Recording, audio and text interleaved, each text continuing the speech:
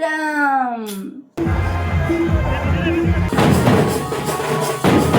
Good morning everyone, সবাই কেমন আছো? আশা করছি সবাই খুব ভালো আছো, সুস্থ আছো। আমার ছোট্ট একটা ব্লগে তোমাদের সবাইকে ওয়েলকাম জানাচ্ছি।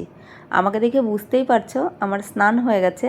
স্নান টান সেরেই সোনাকে খাওয়াতে এলাম, কিন্তু দেখো ও খেতেই চাইছে না। আমার মনে হয় কি জানো তো, ওর দিদির মতো হবে। ওর দিদিও এরকম ছিল, ছোটোবেলায় কিছুতেই দুধ খেতে চাইতো না, খুব কান্নাকাটি করতো, হাত পা ধরে কোনো রকমে খাওয়াতাম। কিন্তু একে না হাত পা ধরেও খাওয়ানো যায় না, মানে ও গিলতেই চায় না, শুধু কেঁদেই যায়। আর যখনই কান্না করে জোর করে খাওয়াতে গেলেই না গলায় আটকে যায়, ভীষণই ভয় লাগে খাওয়াতে। তো ওর যখন ইচ্ছা হয়, মানে যখন ওর প্রচণ্ড খিদে পায় তখনই ও একটু খায়, তাছাড়া ও কিন্তু খেতেই চায় না। মানে একটা বাচ্চার 4 ঘন্টা পরেও যে খিদে পায় না কেন, সেইটাই আমি বুঝে পাই না। কী যে দুষ্টু হয়েছে, একটু যদি দুধ খেত তাহলে তো ভালোই হতো। মানে ওর তো যা বয়স, সেই বয়সের তুলনায় ওর ওজন অনেকটাই কম। ডক্টর সবসময় বলে যে ওকে ওজন বাড়ানোর জন্য, কিন্তু ও যদি না খায় আমি কার ওজন বাড়াবো বলো তো? আমি ডক্টরকে বোঝাতেই পারি না যে ও খেতেই চায় না, ওকে আমি খাওয়াতেই পারি না। বলবে চেষ্টা করো সব হবে। এমন কোন মা আছে যে সন্তানকে না খাইয়ে রাখে, খাওয়াতে চায় না? প্রত্যেকটা মাই চাই সন্তানকে ঘন ঘন খাওয়াতে, কিন্তু ওই যে আমিও চাই, কিন্তু ও তো খেতেই চায় না। কি করি আমি, সত্যিই আমি বুঝে উঠতে পারি না। এক এক সময় মনে হয় এ যে আমি কি বিপদেই পড়েছি। এটা তো কলিযুগ। এই যুগে দাঁড়িয়ে একটা বাচ্চা মানুষ করা কতটা যে কষ্ট, যারা মা হয়েছে একমাত্র তারাই বুঝবে। ওই যে পেটে আসা থেকে শুরু করে হওয়া পর্যন্ত, মানে ওকে মানুষ করা পর্যন্ত, সত্যি বলছি এত স্যাক্রিফাইস করতে হয়, এত কষ্ট করতে হয় কি বলবো। কিন্তু সেগুলো আগের জেনারেশনের মানুষগুলো বুঝবে না। যেমন মা ঠাকুমারা আছে না, ওরা কিন্তু বুঝবে না। ওরা বলবে আমরা কি বাচ্চা কাচ্চা মানুষ করিনি, আমরাও মানুষ করেছি। আমি তাদের উদ্দেশ্যে একটা কথাই বলবো, আমাদের এই জেনারেশনে একটা বাচ্চা নিয়ে আমাদের সামনে মানুষ করে দেখাতে হবে, তবেই বলবো হ্যাঁ তোমরা ধন্যী, সত্যি তোমরা পারো। এই জেনারেশনে দাঁড়িয়ে সত্যি বাচ্চা মানুষ করা খুব কঠিন গো। তবে আমার ভালোই লাগে। আমার প্রবলেম একটাই, এই যে একটু যদি খেত তাহলে খুব ভালো হতো। তার থেকে বড় কথা, আমি যদি একটু ভালোভাবে, মানে সুস্থ সবলভাবে হেঁটে চলে বেড়াতে পারতাম তাহলে তো আরোই ভালো লাগতো। ভালো লাগে, বাট খেতে চায় না বলে খুব খারাপ লাগে। রান্নাবান্না করে নিয়েছি, তবে খাওয়া এখনও হয়নি। সোনা অল্প একটু ঘি দিয়ে ভাত খেয়েছে, কিন্তু আমার কোনো কিছুই খাওয়া হয়নি। সকালবেলায় সেই চা বিস্কিট খেয়েছি, এখন 1:12 বাজে, এখনও পর্যন্ত খাওয়া হয়নি। তাহলে ভাবো রোগ কী করে সারে? রোগ তো সারবেই না, কারণ 8টা থেকে 8:30টার মধ্যে খেতে বলেছে, সেখানে আমার 1টা পার হয়ে যাচ্ছে। রান্না হয়ে গেছে আধা ঘন্টা আগে, খাবো তো মেয়ে আবার স্নান করতে গেল, যার জন্য এই যে ওর কাছেই শুয়ে রয়েছি। স্নান হয়ে গেছে, ওরও স্নান হয়ে গেছে, আর এই যে এও কিন্তু খেলা করছে আমি শুয়ে আছি বলে। আমি যদি উঠে যেতাম সেই ভাবাতো ব্যা করে। আও আও বলে আমি আজকে শ্যাম্পু মেখেছি, জানো তোমরা? শ্যাম্পু মেখেছি আমি আজকে। বলে আমাকে কিউট কিউট লাগছে তো, বলে লাগছে কিউট কিউট। বড় মেয়ে স্নান করে উঠে ছোটো মেয়েকে ধরলো, তারপরে আমি চলে এলাম খেতে। মেয়েকে জিজ্ঞাসা করলাম তুই এখন খাবি? বললো না এখন খাবো না, তুমি খেয়ে নাও। তো আজকে তো রান্না করেছি ডিমের ঝোল, মানে ডিম ভেজেই ঝোল করেছি, আজকে আর অমলেট করিনি। ভেবেছিলাম ডিমের অমলেট করে ঝোল করব। তো মেয়ে বললো মা আজকে তুমি গোটা গোটাই ডিম রান্না করো।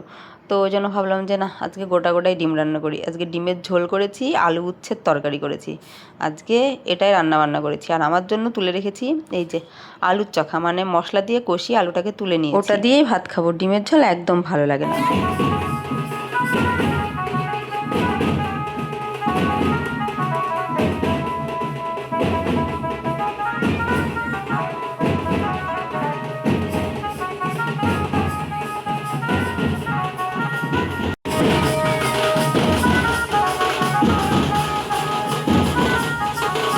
ভোটের রেজাল্ট তো অনেক কটা দিন আগেই বেরিয়েছে, তবে বিজয় মিছিলটা আজকে বেরোচ্ছে। আজকে যা কড়া রোদ পড়েছে আর যা গরম পড়েছে, এই গরমে কি করে যে মানুষ রাস্তা দিয়ে হেঁটে যাবে আমি সেইটাই ভাবছি।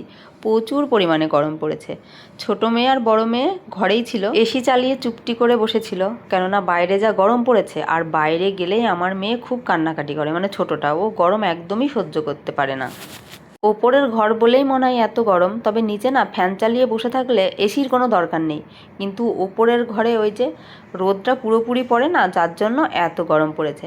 তো আমরা একটু আবির মেখে নিয়েছি, আমাদের তিনজনকে কেমন লাগছে তোমরা কিন্তু অবশ্যই জানিও। আজকে যারা যারা বিজয় মিছিলে বেরিয়েছিল তাদেরকে খাবার দেওয়া হচ্ছে, দেখো কি খাবার দিচ্ছে, ঝালমুড়ি আর সাথে ছোলা মাখা। বেশ ভালো লাগছে দেখে। আমি তো মিছিলে যাইনি, তাহলে এগুলো তুল্যকে বলো তো, আমার বর গেছিলো, তো ওই আর কি ভিডিওগুলো আমাকে পাঠিয়েছিল, মানে আমাকে দেখানোর জন্য। তো এটাই আর কি তোমাদের সাথে শেয়ার করলাম, দেখে সত্যিই খুব ভালো লাগলো। এই যে আমারও মনে হচ্ছে গিয়ে একটুখানি খেয়ে আসি, কিন্তু যেতাম কি করে বলো, আমার তো যাওয়ার মতো পরিস্থিতি নেই, নিজে তো হাঁটতে পারি না, তার থেকেও বড় কথা আমার একটা পুচকি মেয়ে আছে, ওকে রেখে কী করে যাব, ওই জন্য যাওয়া তো হয়নি। আমি এখান থেকেই দেখে চোখটাকে সার্থক করছি এই আর কি। আমি ভেবেছিলাম যা গরম পড়েছে এই গরমে মনে হয় না মানুষ বেরোবে, কিন্তু দেখো কত মানুষ বেরিয়েছে, আর এই যে সবাই বাটিতে বাটিতে করে মুড়ি নিচ্ছে, দেখেই ভালো লাগছে। আজকের দিনে যদি একটু বৃষ্টি হতো তাহলে খুব ভালোভাবে এনজয় করতে পারতো, কিন্তু বৃষ্টির তো লেশ মাত্র নেই, কি হবে। সমস্ত কাজ ফেলে মা মেয়েতে বসে রয়েছি, রান্নার পরে তো কোনো কাজই আজকে করা হয়নি, আর এখন তো সন্ধ্যা হয়ে গেছে, বড় মেয়ে চলে গেছে পড়তে। আমি ভেবেছিলাম কি সন্ধ্যাবেলায় কাজগুলো সারবো, তবে আমার না এটা মাথায় ছিল না যে আজকে বড় মেয়ের পড়া রয়েছে, আর ছোটোটাও তো ঘুমাচ্ছে না যে ওকে ঘুম পাড়িয়ে রেখে কাজগুলো করব। আর বাইরে যেহেতু প্রচুর গরম, গরমে কাজগুলো করতামই বা কী করে, তাছাড়া খুব আলসেমি লাগছিল গো, দুপুরবেলায় কাজগুলো হয়ে ওঠেনি। তবে রাতে অবশ্যই কমপ্লিট করেই শোবো, কেননা ওই এঁঠো কাটা ফেলে রেখে আমার ঘুম আসবে না, ওগুলো পরিষ্কার করতে হবে। মেয়ে আস্তে আস্তে 8টা বেজে যাবে। এই যে ছোটোটাকে নিয়ে একটুখানি বসে থাকি, দেখি ও কখন ঘুমোয়। ও ঘুমোতেই চায় না এখন, যত বড় হচ্ছে তত দুষ্টু হচ্ছে, একদম ঘুম নেই। রাত্রি তো সেই 12:30 1টার সময় ঘুমোবে, আবার সকালবেলা আমি যদি ভোরবেলায় উঠে যাই ওর পাশ থেকে, ও ভোরবেলায় উঠে বসে থাকে জানো, শুধুমাত্র ও জেগে যাবে এই জন্য আর কি আমি শুয়ে থাকি, কেননা আমি তখন ভোরবেলাতেই জেগে যাই।